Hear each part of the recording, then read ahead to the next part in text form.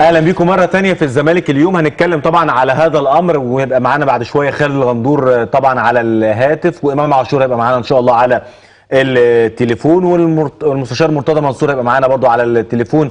هنتكلم في اكتر من موضوع. خليكم معانا النهارده في الزمالك اليوم في سهرتنا الجميله اللي بيزداد جمالها طبعا باحلى الكلام مع نجوم التحليل الكبار اللي منورنا في الزمالك اليوم على شاشه المحور. نجمنا الكبير والمحلل الكبير كابتن احمد عبد الحليم، منورنا ابو الكباتن. انا ابو حميد، ازي حضرتك؟ الله يخليك يا حبيبي. وطبعا نجمنا الجميل كابتن احمد عبد الرؤوف والمحلل الجميل كابتن احمد. اهلا بيك ابو حميد، سعيد بوجودي معاك وسعيد مع كابتن احمد طبعا. اهلا بيك كابتن. بتضحك ليه بقى؟ بس انت بتقول التحليل الفني وبالتالي ايه يعني في مواقف، يعني احنا طبعا مش متبحرين قوي فيها او يعني مش ما بنفهمش طبعا، بنحاول نجتهد. بس في مواقف لازم الواحد يتكلم فيها حتى لو مش فنيه يعني. ايوه، يعني موضوع زي التليفون ده والرسائل. يعني يا جماعه عيب، يا جماعه عيب، يعني ما ينفعش الكلام ده. وبعدين المستشار مرتضى منصور، معلش يعني انا هقول لكم على حاجه في شخصيته هو، لما بيكون زعلان من حد بيقولها له كده في وشه، مش محتاج ان هو يبعت رساله على التليفون. يعني انا اللي بيبعت رساله على التليفون ده ممكن يكون في نوع من ايه، خايف من حاجه، بيعمل حساب انما الراجل لما بيكون عنده حق في حاجه وعايز يجيب حقه بيجيبها مباشره، فيس تو فيس زي ما بنقول يعني. فالكلام بقى بتاع الرسائل والناس توقع في بعض، وان الناس انا النهارده صحيت في برنامج ولا مفيش برنامج، الدنيا مقلوبه وتوقفنا 6 شهور ومش عارف ايه. يا جماعه في ايه يا جماعه؟ قد كده نادي الزمالك او برنامج الزمالك اليوم ده عامل كل هذا القلق من ايه؟ زي ما انا سمعتك في المقدمه بتاعتك، يعني انت بتقول ايه يا جماعه؟ احنا الحمد لله نسبه مشاهده عاليه جدا. انا في ناس، معلش انا يعني معلش هخش كده، في ناس في الجيم اللي انا بتعالج فيه عند الدكتور حسام الابراشي، الراجل من هنا بشكره من عندك، يعني ان الراجل قايم معايا باحلى واجب في الدنيا يعني. طبعا الدكتور حسام الابراشي اللي هو الطبيب كان منتخب مصر طبعا يعني. طبعا الاولاد اللي هم العمال اللي بيشتغلوا معايا ال3 اهلاويه، فبيقعدوا معايا بيساعدوني جدا وانا بعشقهم، انا بحبهم جدا. فكل ما اقعد كابتن امبارح اتقال كذا وكذا وكذا، فانا ايه قلت لهم يا جماعه انتوا ليه بتتفرجوا علينا؟ يعني ما دام في حاجات بتضايقكم مثلا لا يا كابتن احنا ما بنتضايقش، انا عارف ان هم طبعا في حاجات بتضايقهم، طب انتوا بتتفرجوا علينا ليه؟ معنى النهارده قلت كلمه، اللي مش عاجبه ما يتفرجش، واخد بالك ازاي؟ انما كل هذا اللغط بسبب هذا البرنامج. انت اعتبرتها شعبيه جميله جدا، انا بعتبره شيء جميل كده جدا ما كناش متعودين عليه، لان كان الاعلام موجه في اتجاه واحد. طلع برنامج ساعتين من وجهه نظر النادي ومن وجهه نظر المقيمين على البرنامج ان احنا بنحاول نجيب حق نادي الزمالك في بعض المواقف اللي اتخذت منه، بنحاول نجيب حقه. وبالتالي ده ما يزعلش جمهور نادي الزمالك، ده اللي انا عايز اقوله. فيا جماعه احنا بنحاول بنجتهد، فخليكم واقفين جنبنا زي ما بتقفوا جنب النادي، لان احنا جزء من النادي. احنا جزء من النادي. ما حدش يقدر يزايد على زملكاويه النجوم ولا اللي في البرنامج بصفه عامه. لا احنا ايه، بنحاول نجيب موضوع بنتكلم فيه، واخد بالك ازاي، ونقول ليه حصل النتيجه دي. صحيح، واخد بالك ازاي. وساعات بنختلف، طبعا ساعات بنختلف في رؤى فنيه كتير جدا، اكيد طبعا، طبيعي يعني. لكن في النهايه احنا بنحاول نجيب حق نادي الزمالك اللي سنين كتير جدا حسينا انه بيغتصب. وبعدين يعني انا يمكن قلت وهزيد وهضيف على كلام الكابتن احمد، هو المفروض ان الاعلام زي الرياضه زي الكوره زي كل حاجه في العالم هي صناعه يعني. وفي نهايه الامر انت بتدفع بتكلف، في الاخر بتجد مردود، في اعلانات مفيش اعلانات، في مردود مفيش مردود، في مردود معنوي وفي مردود مادي. لما بنتكلم على القيمه الماديه او ما يدفع، في ملايين الملايين بتدفع علشان برامج وقنوات هي يعني وحصريات وحكايات، وملايين بتدفع ونجوم واجور خياليه. واحنا يعني عايز اقول ايه، يعني مش عايز اقول ايه، يعني الحمد لله بفضل الله سبحانه وتعالى باقل القليل ولكن بالمصداقيه، وزي ما انا بقول لكم بالطبخه الاعلاميه اللي بتتقدم في الزمالك اليوم منذ ان كان في الحدث اليوم. الناس بتروح ورانا حتى في القنوات اللي ما كانتش عند الناس، عملوا سيرش وجابوها. حتى النهارده انا هقول سر، يعني النهارده خالد بيكلمني، بنتكلم انا وخالد غندور الحكايه والاشاعات والدنيا وبتاع. قلت له يا خالد لا تقلق، طالما احنا مع بعض بهذه النيه وبهذا الجمال والانسانيات الجميله اللي بينا واللي احنا بنقدمه والمصداقيه اللي احنا بنقولها للناس والطبخه بتاعتنا دي، الناس معاك مطرح ما تروح، الناس معاك في المحور، معاك بره المحور، معاك الناس معانا، لان الناس مصدقانا الحمد لله من فضل الله سبحانه وتعالى. لا وهضيف لك كمان، الناس مرتبطه باسم الزمالك، لازم الناس تبقى عارفه ان اسم الزمالك بيضيف لاي حد.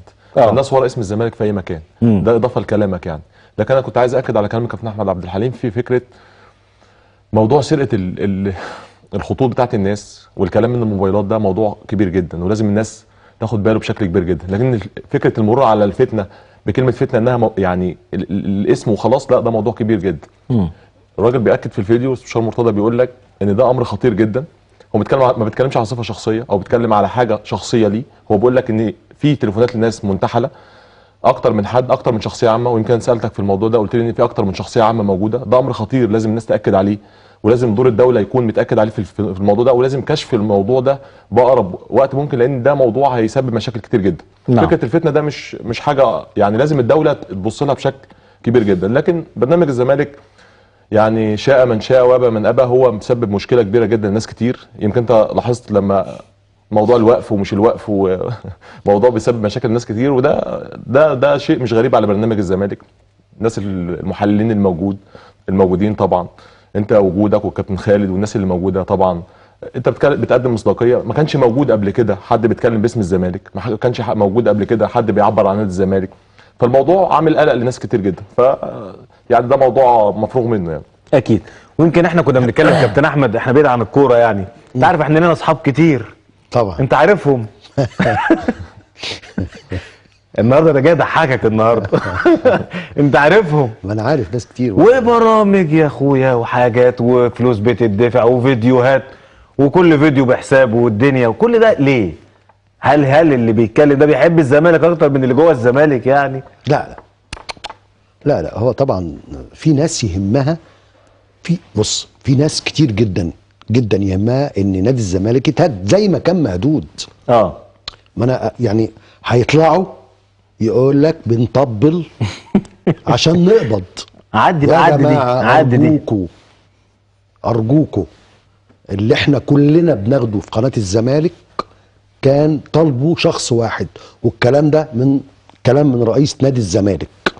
خلاص معلش، انا احمد عبد الحليم اهو بقول لكم، انا كنت بشتغل في الامارات وجي عليا وقت كنت اعلى مرتب في الوطن العربي للمدربين. خلاص انا بشتغل في نادي الزمالك، كنت مدير كوره بشتغل ب 18000 جنيه، مدير كوره للفريق الاول في نادي الزمالك.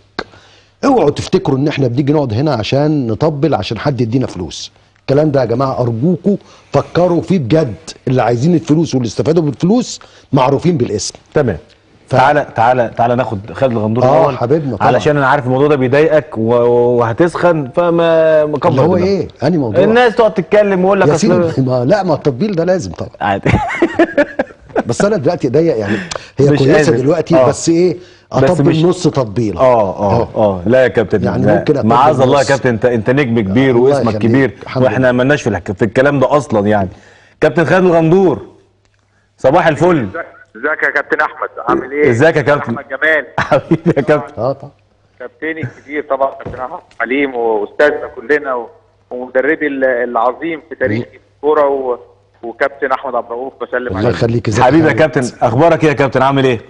الحمد لله رب العالمين. النهارده المستشار مرتضى بكلمه قال لي انا اشتم خالد، انا بعت رساله لخالد. عارف. طب اساله انا ايه اللي بيحصل ده؟ فحتى لما كنت بتكلم انا وانت شيء غريب جدا يا كابتن، يعني انا مش فاهم، مشاهد غريبه جدا بقينا بنشوفها دلوقتي.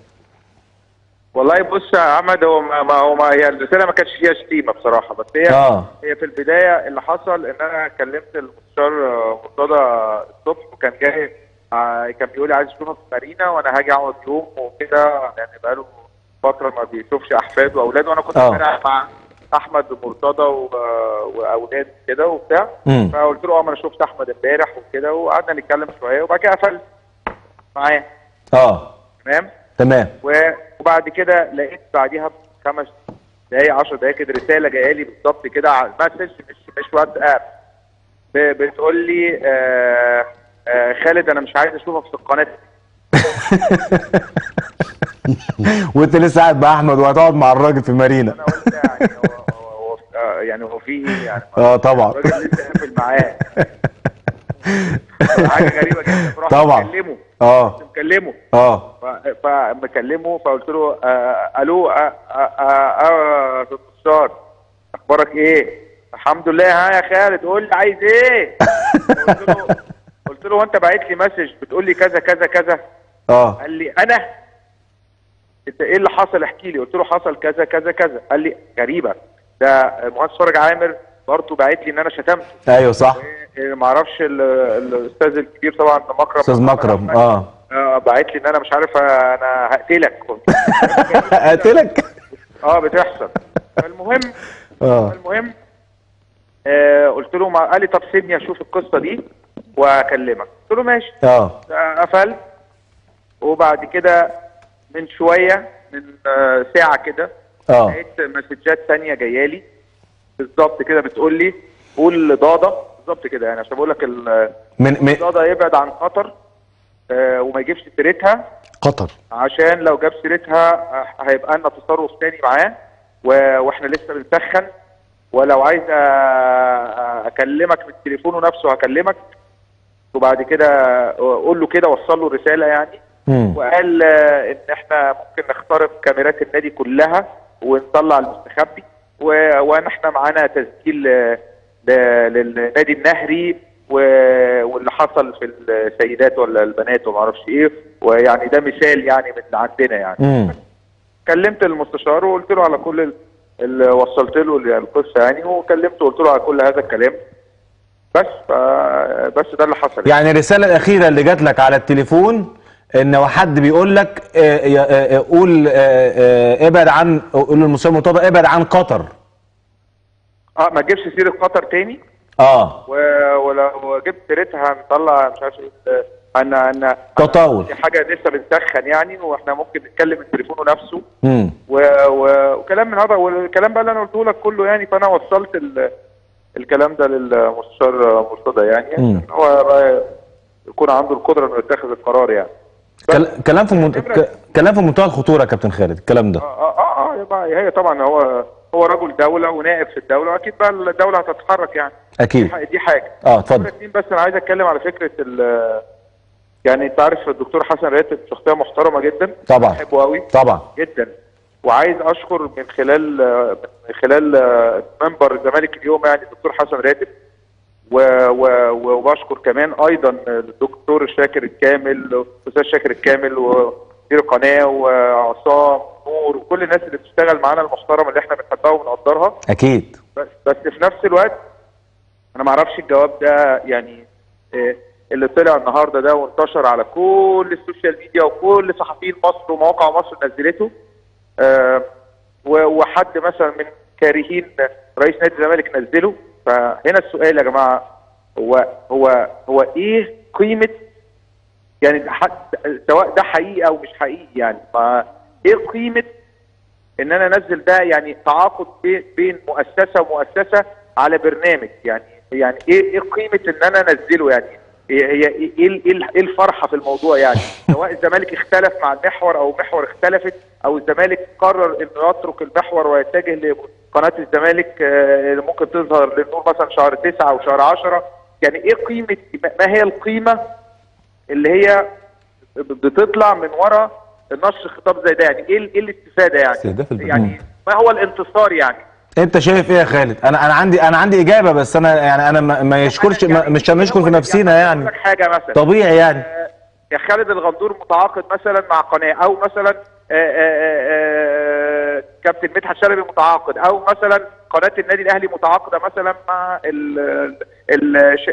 مثلا الاستثمار او بنت الانتاج الاهلي ايا كان يعني، فيطلعوا قناه مثلا ده قناه هتمشي او قناه هتلغي او قناه، يعني ما انا يعني ايه القيمه يعني؟ طب القناه لغت، طب ايه المشكله؟ طب الزمالك مشي، طب ايه المشكله؟ لا معلش يا كابتن خالد، انا لو تسمح لي ان انا ارد عليك يعني، وانت زميلي يعني، لو احنا موجودين قدام بعض كنا هنتكلم قدام الناس، فكويس انه على التليفون.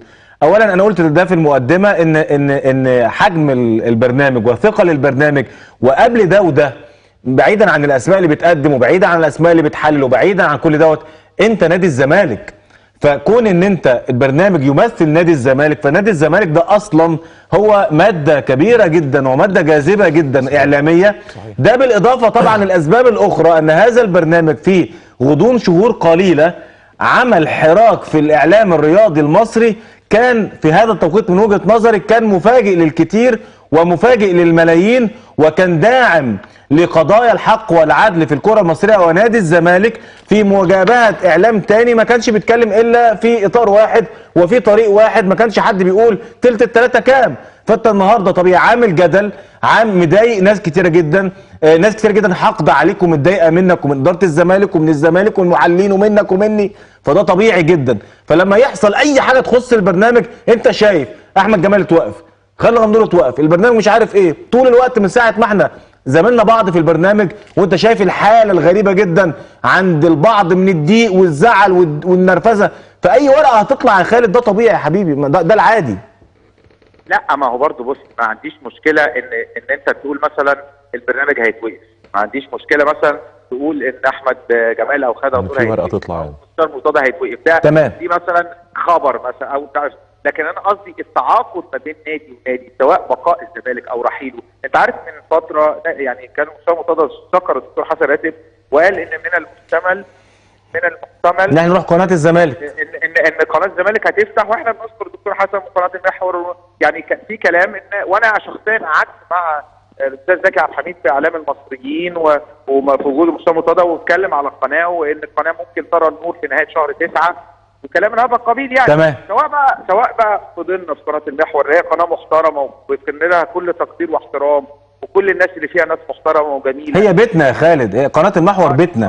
وانا شخصيا بص، انا اقول لك يعني مثلا لو انت بتخيرني مثلا، انا شخصيا يعني تفتح قناه الزمالك دي حاجه مهمه، لكن لو فضلت في قناه المحور وفضلنا في قناه المحور هبقى سعيد برضه جدا. طبعا لان قناه المحور دي قناه محترمه وجميله. طبعا احنا كنادي الزمالك وكجماهيريه وملايين اضفنا لقناه المحور اكيد، وقناه المحور كقناه صحيح. اول قناه خاصه في مصر، ونسب المشاهده وقيمتها اضافت لنا، يعني احنا الاثنين بنضيف لبعض طبعا وبنحب بعض وبنحترم بعض. فحتى لو كان في انتهاء تعاقد، هو تعاقد بعيد عن الاحترام والود والحب اللي ما بيننا، سواء التعاقد ده مكمل او مش مكمل. لكن أكيد.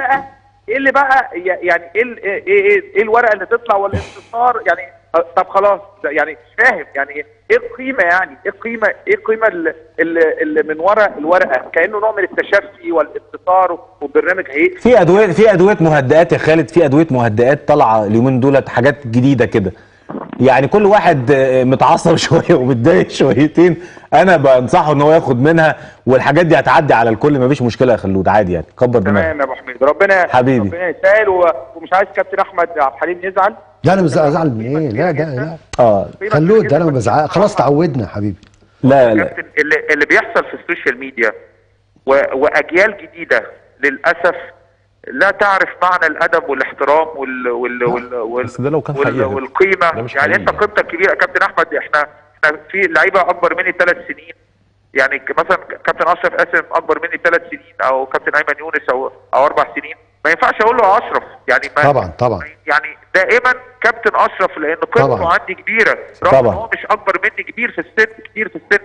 فما بالك انت قيمه وقامه كبيره يا كابتن احمد، وبنحبك وبنحترمك ويعني وبنقدرك، وربنا يوفقنا. وعايز اقول لكل الناس اللي بتسمعنا وبما فيهم انتم، كل سنه وانتم طيبين، وعيد اضحى مبارك عليكم، وربنا يتقبل الحج من الجميع يا رب ان شاء الله. طيب حبيبي طبعا، حبيبي كابتن خالد غندور نجمنا الجميل، بشكرك شكرا جزيلا على هذه المداخله التليفونيه. يعني النهارده بدل ما احنا قاعدين نتكلم على الصفقات ونتكلم على النجوم اللي ان شاء الله تتلألأ في سماء نادي الزمالك والاضافات الجميله اللي جايه لنادي الزمالك، والنهارده اخرها امام عاشور واحد من نجوم الدوري المصري السنه اللي فاتت، بزغ نجمه وظهر بمظهر رائع جدا، وكان من نجوم حرس الحدود ولعب دورا مؤثرا في بقاء حرس الحدود بهدف.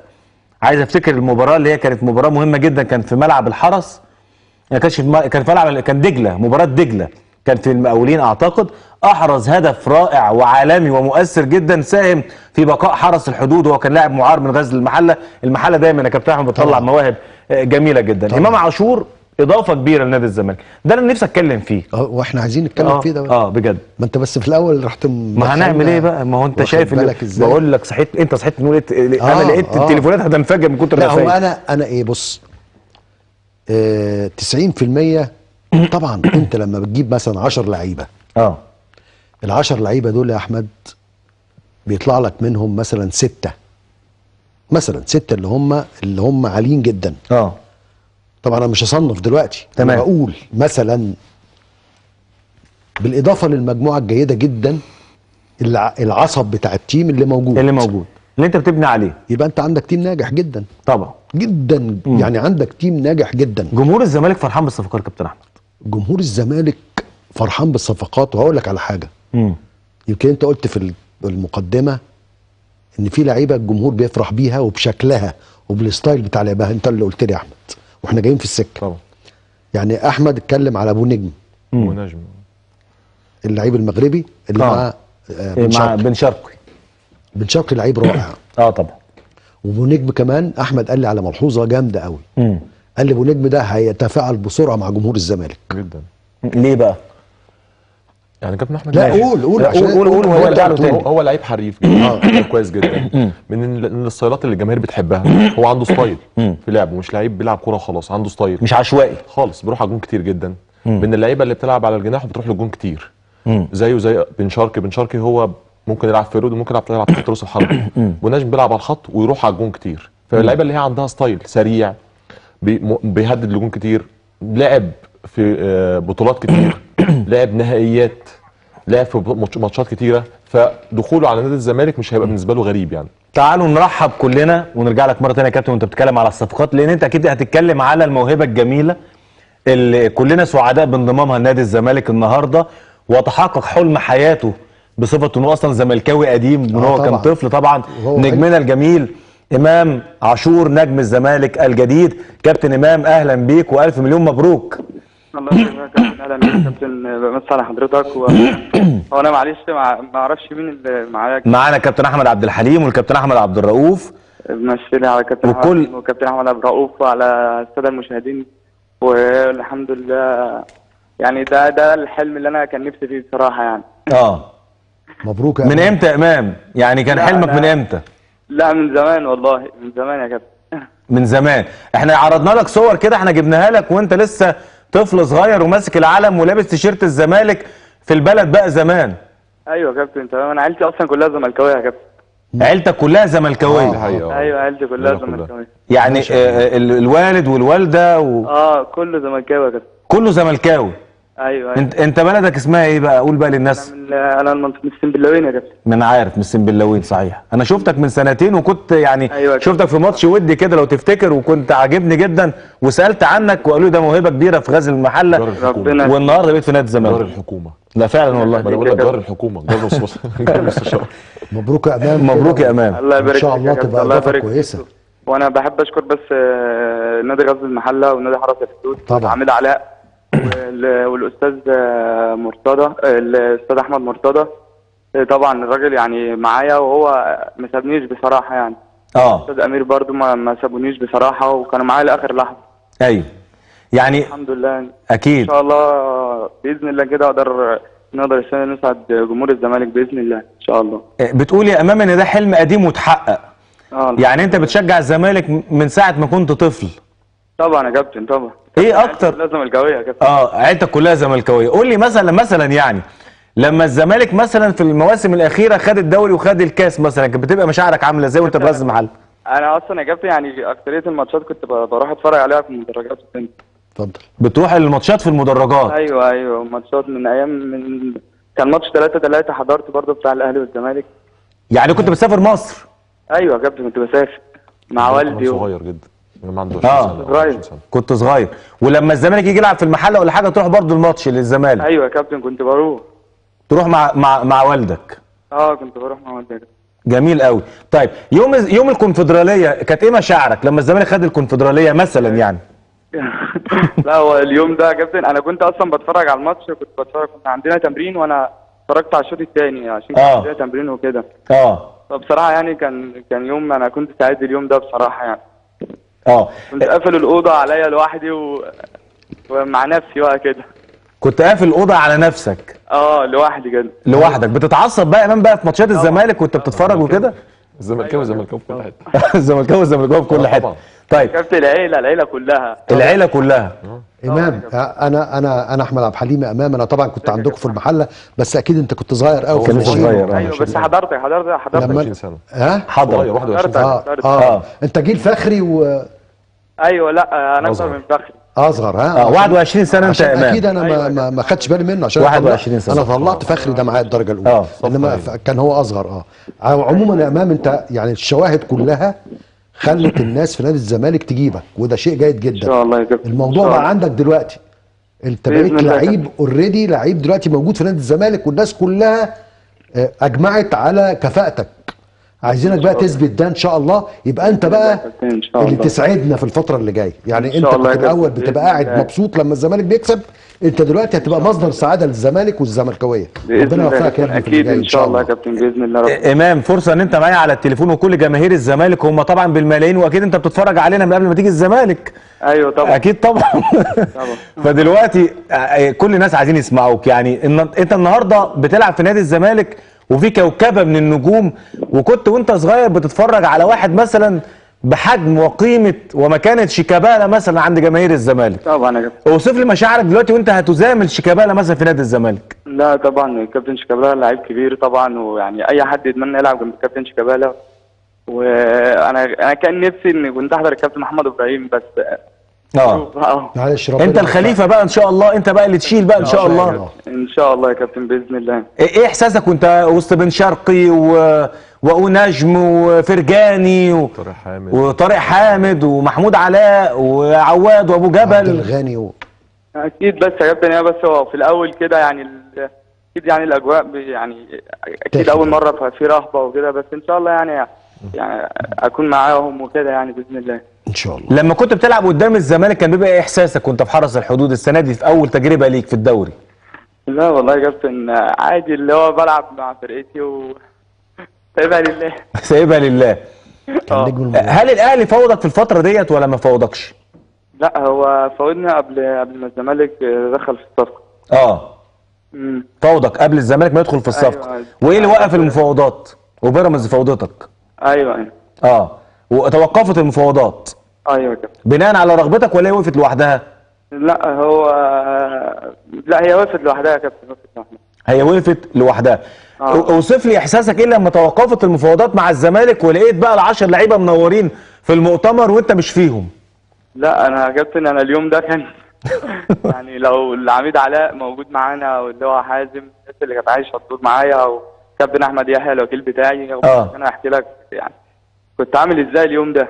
كنت عامل ازاي؟ وصف لنا قول لنا. لا اللي هو يا كابتن يعني كان نفسي اكون موجود معاهم الوقت ده، والمستشار مرتضى بيعلن عن الصفقات وكده، بس الحمد لله يعني كل واحد بياخد نصيبه والحمد لله. تمام. تقول ايه لجماهير نادي الزمالك؟ ان شاء الله يا كابتن الموسم ده يبقى موسم كويس ان شاء الله ونقدر نفرح جمهور الزمالك ان شاء الله، ويبقى موسم كويس علينا كلنا ان شاء الله. مين مثلك الاعلى واللعيب اللي انت بتتمنى ان انت توصل لمستواه وهو دايما هو الملهم بالنسبه لك؟ محمد ابراهيم. محمد ابراهيم. نفسك تبقى انت خليفه محمد ابراهيم في نادي الزمالك؟ طبعا يا كابتن. افضل الاماكن اللي انت بتلعب فيها، يعني احنا شفناك ان انت جناح بتلعب على الخط وبتدخل لجوه. ده افضل مكان ليك ولا بتلعب في القلب؟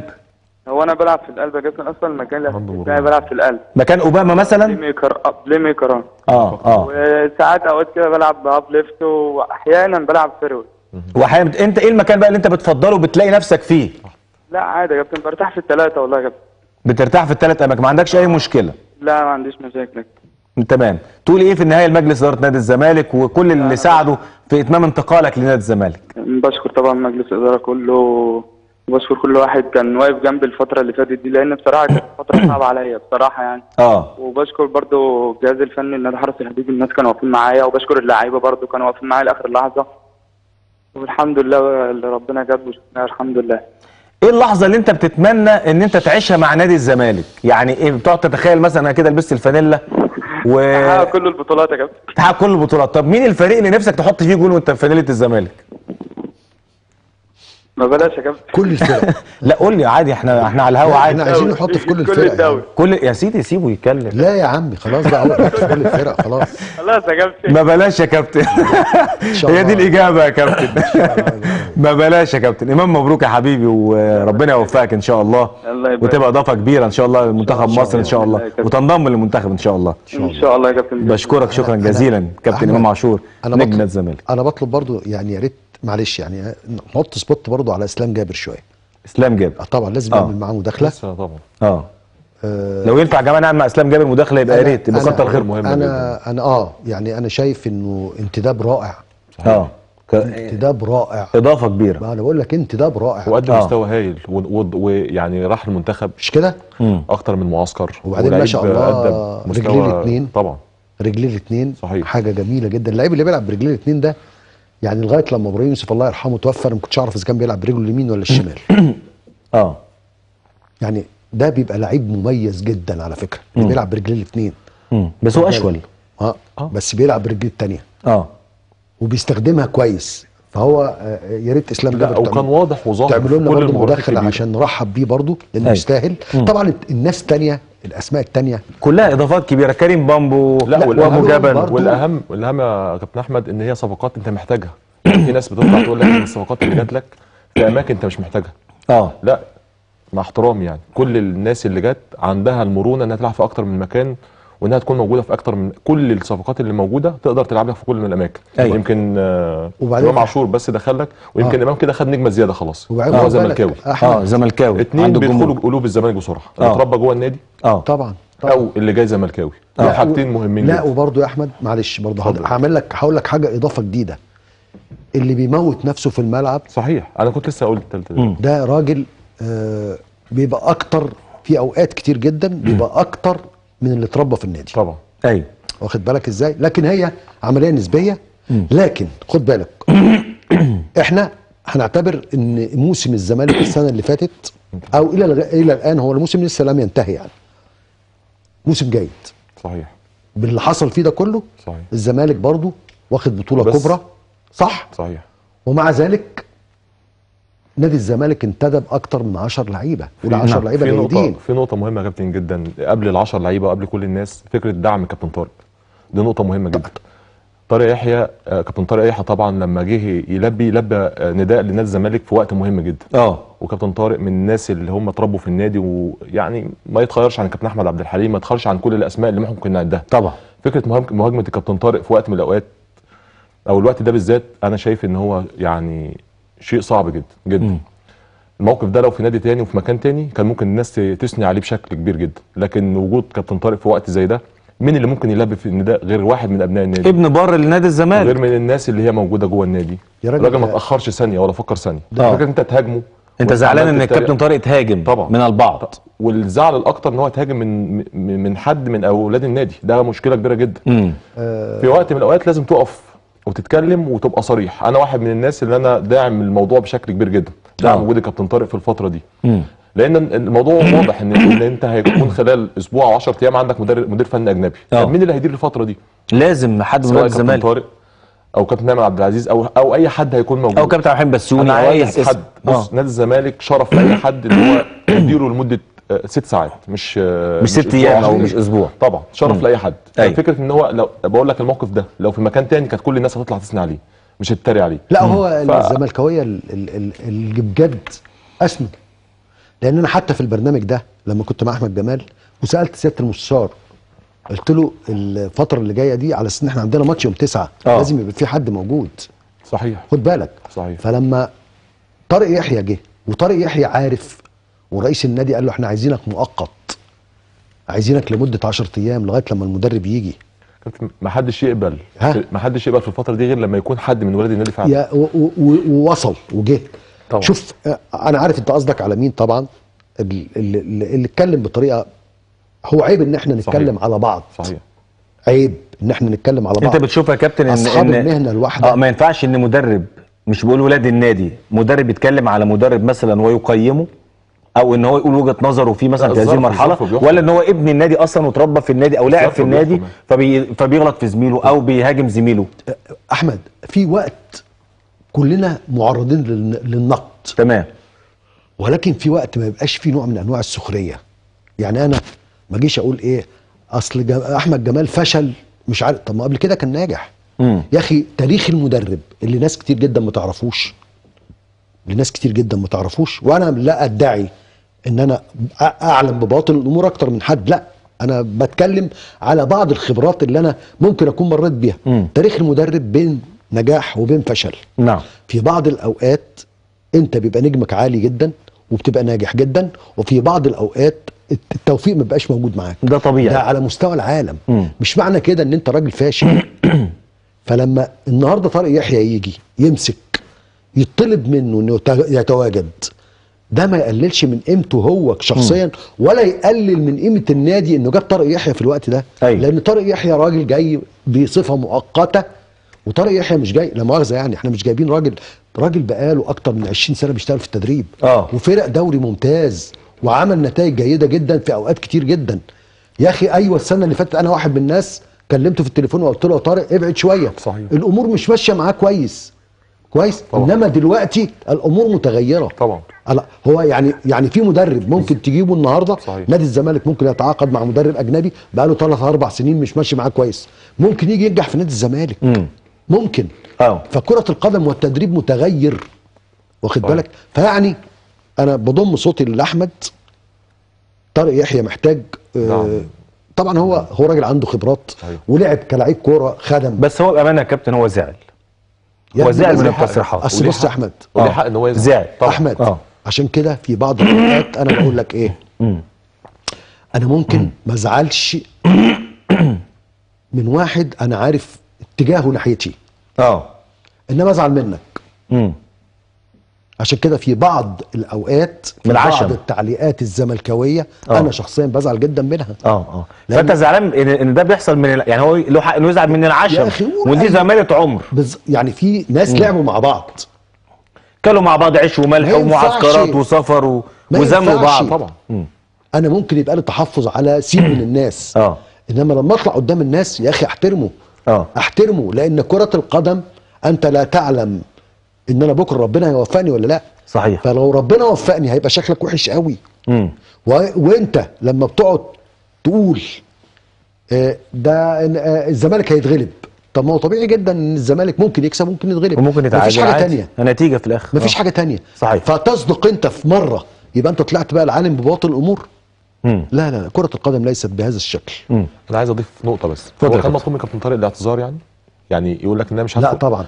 الفترة صعبة جدا، دخول لعيبة جديدة، ناس بتنتهي موسم، وفي لعيبة بعض اللعيبة ممكن تبقى واخدة اجازات، الظرف صعب جدا والوقت ضيق جدا. لو حد اسهل حاجة لكابتن طارق ان هو يقول لك انا الفترة دي يا جماعة بيعتذر، طب وبعدين؟ يعني فكرة الهجوم انا مش لاقي لها مبرر ولا لها نتيجة، وبعدين ده مش اول مرة. فكرة يعني في برنامج الزمالك فكرة انت دايما طول الوقت بتتكلم على قصه لعيبه الزمالك، البرنامج ده مش هتلاقيه في وقت من الاوقات بيهاجم اي لعيب من لعيبه الزمالك، احنا طول الوقت داعمين لعيبه الزمالك، حتى لو في تحفظات ممكن تحصل في بعض الاوقات. اسمه برنامج النادي، يعني ده برنامج النادي، هطلع هاجم ازاي لعيب النادي وانا عندي بطوله وعندي دوري مهم، عندي بطوله مهمه، طبيعي ولا حتى هاجم مدرب النادي لو انا مختلف حتى معاه في تغييره ولا مختلف معاه في وضع تشكيل، انا ممكن اهاجمه، ده لو وضع طبيعي. لكن انا وضع واحد عندي 10 ايام 10 ايام وعندي بدايه بطوله وعندي لعيبه جديده وعندي لعيبه لسه مخلصه موسم والراجل جاي هيمسك في الفتره دي اهاجمه؟ طب انا مش فاهمها يعني. طب حضرتك عايز ايه طيب؟ يعني تمام. بنتكلم على وضع صعب جدا كابتن احمد فيما يخص نادي الزمالك. انا بشوف ان هو الوضع الصعب اللي هو المحمود او اللطيف الجميل. طبعا. انت عندك كوكبه من النجوم، انا حتى لسه شايف صوره دلوقتي، شايف شيكابالا وايمن حفني. صحيح. شيكابالا وايمن حفني. لا دي نقطه برضه يا احمد لازم نتكلم فيها. اكيد هتكلم فيها، ارجع لك فيها يا كابتن. يعني لما يبقى شيكابالا وايمن حفني واقول اهو طبعا طارق يحيى ده كان يا جماعه، كان طارق يحيى ده كان لعيب كوره جامد قوي ومدير فني كبير قوي. صحيح. عشان ندي كل واحد حقه برضه طبعا. وكون ان هو يوافق وكون هو ابن وراجل طيب ولا فارقه معاه حسابات بقى نجوميه ولا 10 ايام ولا اسبوع. دي طارق يحيى او ده طارق يحيى ودي قيمه طارق يحيى. بس اللي شغالين يعني وهو ايمن عبد العزيز يعني وكابتن ايمن طاهر. طبعا. فاللي انا عايز اقوله ان يعني لا مزايده على طبعا على كباتن الزمالك ونجوم الزمالك، يبقى طارق يحيى اسم كبير جدا كنجم وكلاعب وكمدير فني له قدر عظيم جدا عند الجميع في مصر وفي المنظومه الكرويه وتحديدا جماهير نادي الزمالك ومنظومه نادي الزمالك.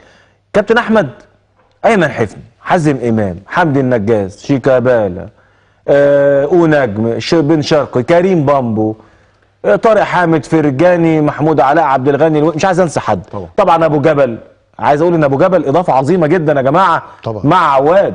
ابو جبل هو حارس مرمى نادي الزمالك. صحيح. واحد من كباتن الزمالك. صحيح. ويرجع نادي الزمالك في التوقيت دوت وكان مستقر في سموحه ومن افضل الحراس يرجع وفي رهان جديد مع عواد. عشان بس ايه، احنا طبعا بنقول لعواد حاجه هايله بس ابو جبل جون عظيم. ابو جبل رجع لبيته يعني. ابو جبل رجع لبيته بالظبط يعني. والزمالك تقل قوي في المركز ده طبعا بالاضافه لجنش.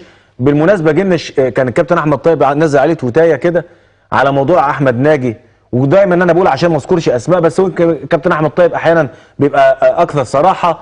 انا قلت دايما على موضوع جنش ده منه لله اللي كان السبب. لو عددنا ومن اهم الاسباب اللي خلت الزمالك تفقد مباراه الاهلي مثلا او مباراه الجونه اللي كانت حاسمه في حسم الدوري هو مركز حراسه المرمى. ودفع الزمالك ثمن ان جنش، وده طبيعي جدا ولابد انه يؤدي الواجب الوطني بتاعه انه انضم لمنتخب مصر. اتصاب مع احمد ناجي بعد ما كنا بنتحايل عليه من اول السنه انه ياخده منتخب مصر، او اتصاب وجاله وتر. فالنهارده الزمالك جاله ابو جبل وجاله عواد حاجه عظيمه جدا. المدير الفني بقى كيف يتعامل مع كل هذه الكوكبه من النجوم في غرف خلع الملابس وفي المعسكر وفي المباريات وفي وضع التشكيل وفي التغييرات. خلينا نتكلم الاول ان الصفقات منطقيه. نختار الصفقات بلغه الكوره كده لعيب كوره محترف كمان طبعا، لان الصفقات عندك صفقات كبيره بتوازي البطوله اللي انت هتشارك فيها، بطوله دوري الابطال. فانت لما تجيب صفقه لازم تجيب صفقه تبقى موازيه للبطولات اللي انت بتشارك فيها. السنه الجايه انت عندك دوري وكاس وبطوله افريقيا وسوبر بطوله دوري عرب، اكتر من بطوله. لا ابطال عربيه مش هنخش فيها. لا بطوله عربيه اسماعيلي والاتحاد ممكن. ففكره دايما طول الوقت اللي كنا بنتكلم فيها مع كابتن احمد ان انت عندك رقم 1 ورقم 2. المدير الفني اللي هو هيكون موجود الامر مش صعب عليه خالص. فكره ان انت عندك لعيبه بحجم اللعيبه اللي موجوده، اللعيبه كلها عندها مرونه خصوصا في الخط الامامي. كل الاماكن اللي انت جايبها سواء هات وتاهت. ولو نعرف نعمل مع احمد طيب مداخله يبقى كتر خيركم برضه. الصديق والزميل والصاحب الغالي احمد ناجي الى جبل عرفات. هو الكابتن احمد رايح يحج، ربنا يكرمه يا رب ويغفر له ذنوبه يا رب ويبقى حج مبرور. وبيت الله الحرام حج مبرور وذنوب كتير لك ولنا مغفوره باذن الله. ربنا يتقبل ونعاود الحج معا ونزور الحبيب المصطفى صلى الله عليه وسلم ونرجع ناكل مش عارف ايه ونعمل وتعمل لنا صينيه مش عارف البطاطس حاجه كانوا بيعملوها في السويس خاصه جدا وطاجن الجمبري ومش عارف ايه بتاع اللؤلؤه مش عارف فين، ونعزم عواد وجنش معانا علشان ربنا يرضى عنك. ربنا يتقبل يا شيخ. ده الكابتن احمد الطيب في رساله للكابتن احمد ناجي. لو نعمل مداخله مع الكابتن احمد الطيب علشان نفسر صديقه طبعا عارف ان هم اصدقاء والسويس كلها طبعا والسويس الجميله الصمود كله. عايزين نعرف ايه القصه وعواد وربنا يتقبل، لان عواد وجنش الاثنين اتظلموا مع احمد ناجي. كان في الموضوع ده قبل كده. لا اهم من كده موضوع الصواني والطبخ. دي حاجه برضو محتاجين الكابتن احمد الطيب يشرحها لنا يعني. دي موضوع معلومه مهمه قوي. لا موضوع جنش ده موضوع لو انت اتكلمت فيه يعني هتقعد تتكلم فيه فترات طويله جدا. ما تكلمنا انت عنه شويه كده. بس هقول لك على حاجه معلش قبل احمد ما يتكلم. اتفضل كده. موضوع جنش اثر معانا جدا بنسبه 90%. بس خد بالك بقى برضه رب ضاره النافعه. خد بالك احنا بقى عندنا دلوقتي 4 حراس على اعلى مستوى. احنا ممكن كان بتواجد هو عايز يتكلم على الواقع. لا انا اقول لك ايه، كان ممكن تواجد جنش وكان سليم وكان هيلعب عادي طبيعي وكنا ممكن ناخد البطوله. ما كانش نادي الزمالك هيفكر انه يجيب الاجوان دي. انت دلوقتي بتقول ايه؟ انا عندي مركز حراس المرمى بسم الله ما شاء الله، عندنا سد أربعة الأفضل في مصر مع محمد الشناوي وأحمد الشناوي حراس المرمى. حتى حراس المرمى في صبحي جامد أوي. طبعا. خدت بالك ازاي؟ بدليل ان انت بتستغنى او مش بتستغنى، بتسيب 2 جامدين برضه، عماد وعمر. كانوا الفترة الأخيرة كويسين جدا. عمر لعب نهضة بركان كان هايل، وعماد لعب ماتش الداخلية. طبعا كلنا أشدنا بيهم طبعا. فدي برضو يمكن رب ضارة النفع. اتفضل يا أحمد. لا جنش يعني اتظلم فترات طويله جدا. انت بتقول 90% غياب جنش. انت سبب خسارتك الماتشين اللي هم يعني مؤثرين في الدوري بشكل كبير جدا غياب جنش. عمر لم يوفق وعماد لم يوفق. فانت خسرت خساره كبيره جدا، على الرغم من ان جنش كان رقم 1 طول الموسم، يعني كان نمبر 1 وطول الوقت انت ما بتسدهوش وطول الوقت ما بتشركوش. جنش طول السنه ما لعبش غير ماتش ودي واحد. على الرغم ان هو كان رقم 1 في افريقيا يعتبر، ورقم 1 في الدوري، وكان شغال كويس جدا، وكانت كل الناس بتقول ان جنش هيبقى رقم 1 في المنتخب، لكن انت استبعدته. الناس كلها ما كانتش متوقعه ان جنش يكون قاعد. حصلت اصابه افقدتك الدوري بشكل كبير جدا، علشان خاطر هو كان مؤثر بشكل كبير جدا في نتيجه الدوري. نعم. انت عايز تقول حاجه؟ كنت عايز اسالك بقى على الصفقات، وانت كملت فكرتك ولا لسه؟ انا تمام.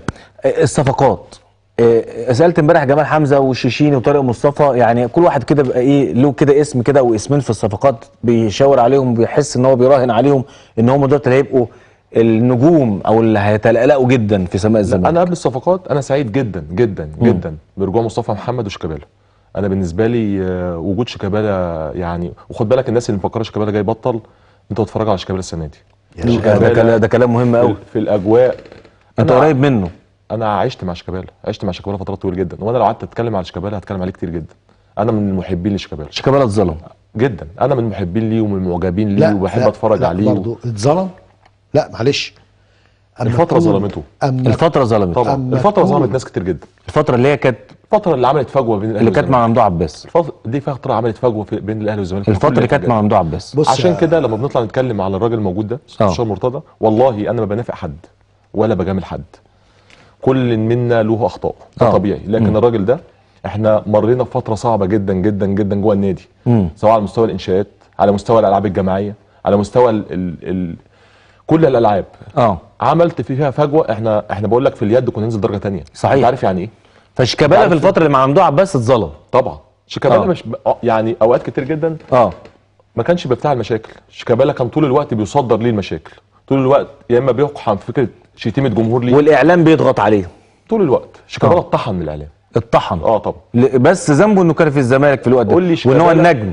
قول لي شيكابالا ايه المشاكل اللي هو يعني صدرها لحد طول الوقت، غير ان هو طول الوقت بيقحم في مشاكل، بيقحم في خناقات، بيقحم في حاجات كتير جدا. شيكابالا لو موجود في الفتره دي في نجوميته وتألقه وكل الحاجات اللي هو كان موجود فيها بسنه، كان زمانه قد كده 10 مرات. شيكابالا لو وراها الاعلاميه وناس بتدعمه بالشكل اللي ناس كتير جدا دعمت بيه.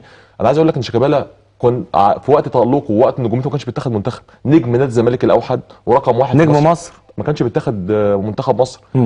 ولا حد كان بيدعم. انت النهارده يعني مع احترامي لوليد سليمان وتقديري ليه، مع احترامي لوليد سليمان وتقديري وليد سليمان كابتن وليد سليمان، لما استبعد فتره من المنتخب وما كانش بيلعب كانت كل مصر بتتكلم عنه وكل الناس بتهاجم واحنا كنا بنتكلم طبعا. لكن انت بتتكلم حد بحجم شيكابالا وحد بنجوميه شيكابالا وحد بحرفنه شيكابالا ما كانش موجود. انا بالنسبه لي من اهم الصفقات اللي رجعت، سواء على المستوى المرضي نفسيا، على المستوى قول زي ما تقول على كل الاصعده. شيكابالا رقم 1، مصطفى محمد صفقه مهمه جدا لرجوعه. بعد كده احط بن شرقي ونجم. انا الحاجات اللي ملفته نظري للصفقات هو العمر، السن بتاع الصفقات. مصطفى محمد صغير. شوف سنه قد ايه. امام عاشور شوف سنه قد ايه. اسلام طبعا اسلام جابر بن شرقي ونجم. انت بتفكر بشكل مختلف. فموضوع ان انت الصفقات تبقى موجوده، سن، مرونه، لعب، ده موضوع مهم جدا. طب سريعا جدا يا كابتن احمد، الصفقه الاهم، معلش الصفقه الاهم. لا انا بالنسبه لي مفيش حاجه اسمها صفقه اهم. لا لا لا لا لا، كل اللعيبه جت نادي الزمالك لعيبه مهمه جدا. كلهم الى الان، عشان كده نادي الزمالك جابهم. عشان كده نادي الزمالك جابهم. تمام، كل واحد له قيمته. خلاص. المشكله انت تجيب مدرب، المدرب يتعامل بص دول لعيبه كبار، راضينا او لم نرضى، هم لعيبه كلهم لعيبه كبار طبعا. احنا عايزين مدرب يعرف يتعامل مع عقليه اللعيب، مع عقليه اللعيبه. نعم. دي نمره واحد. يا جمهور نادي الزمالك العظيم، لازم نعرف ان ال 25 او 30 لعيب مش كلهم زي بعض، او مش هيبقوا زي بعض. نعم. هيبقى في فروق فرديه. نعم. لازم هيبقى في رقم واحد ورقم اتنين. نعم. انا بتكلم عشان ما نقعدش نقول ايه اصل فلان ما بيلعبش. لا لا لا لا، المدرب اللي جاي ان شاء الله ربنا يوفق الاداره في انها تجيب مدرب يقدر يتعامل مع هؤلاء النجوم. هو يبقى كده، هو مدرب كبير على فكره، اللي جاي مدرب كبير. بس في نقطه عايز اضيفها لكابتن احمد، بس سريعا عشان خلاص لازم نطلع فاصل. نقطه مهمه جدا، الراجل المصري اللي هيساعد المدرب الاجنبي لازم ينقل له الصوره صح من خلال اللعيبه. المصري اللي هيساعد المدرب الاجنبي دي نقطه مهمه جدا. نعم. لان المدرب الاجنبي اللي هيكون موجود ممكن ما يبقاش عارف الدوري المصري. خد بالك جروس مر بالفتره دي فتره طويله جدا. وجروس ما كانش يسمع حد اصلا. انا فاهم، لا انا بتكلم الفتره بتاعت افريقيا، ان هو حد يقول له ان الاجواء في افريقيا فيها مش فيها كذا كذا، احنا علينا في ده كذا كذا. لازم مدير فني عنده، لازم مساعد عنده شخصيه زملكاوي جدا وعارف الاجواء جوه النادي وعارف اللعيبه اللي جوه النادي. دي نقطه مهمه جدا. المدرب المصري المساعد اللي هيشتغل مع مدرب اجنبي لابد ان يكون بمواصفات خاصه. دي مهمه جدا. مواصفات خاصه. خد بالك من كلمه خاصه دي، ممكن نبقى نفسرها بعد كده. لكن طب انا ممكن اقول حاجه بس قبل ما اتاكد على المعلومه دي، انه هناك معلومات. ايوه خليها معلومات دلوقتي، لان انا ما عنديش انت ما عندكش لا ما عنديش ان انا تصريح ان انا اقول او اتكلم يعني بشكل فخليها امكانيه. قد يكون هناك جهاز فني بالكامل اجنبي. ايوه ممكن ده بيحصل، وممكن دي وجهه نظر المدير الفني ورؤيته، قد يكون ذلك ده شيء، وقد لا يكون ذلك. لا على فكره ده شيء جيد. تمام. كابتن احمد نورتنا. شكرا يا ابو حميد. ان شاء الله مكملين كده معاك في التحليل الفني للمستقبل والموسم الجديد، دايما معانا ومنورنا في الزمالك اليوم. كابتن احمد عبد الرؤوف منورنا يا كابتن احمد. ربنا يخليك يا احمد، وان شاء الله تكون سنه خير على نادي الزمالك وجمهوره. ان شاء الله وسنه خير ان شاء الله دائما وابدا على مصرنا المحروسه. نطلع لتقرير عن واحد من النجوم اللي جم نادي الزمالك، وزي ما انا بقول لكم اللعيبه اللي جايه نادي الزمالك هي لعيبه لايقه على نادي الزمالك، لان جمهور الزمالك ومدرسه الزمالك هي مدرسه الفن والهندسه. كريم بامبو واحد من نجوم الفن والهندسه اللي جم نادي الزمالك. هنشوف هذا التقرير بعد الفاصل، وبعد شويه هيكون معانا مداخله مهمه جدا مع رئيس نادي الزمالك المستشار مرتضى منصور في اطلاله على كل الجماهير والملايين اللي بتتابع الزمالك اليوم على شاشه المحور.